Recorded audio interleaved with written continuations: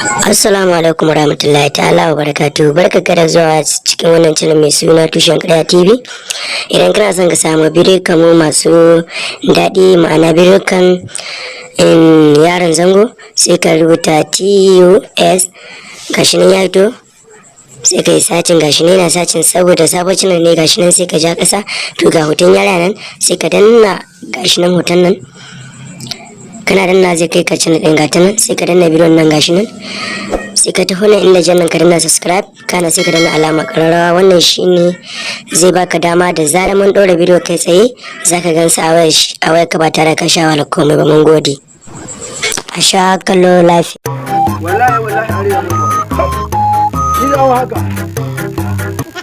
lalle ma la ilaha illallah. Kai ni da arewa mu da wani haka na ranke Allah bai yi wa wallahi sai dai aiki ta kare yau wallahi. Ha no shin haka lamarin yayi wallahi sai dai a santai na ranke da Allah sai dai a santai Allah mun ga ma kashi na kila wani yayi Allah so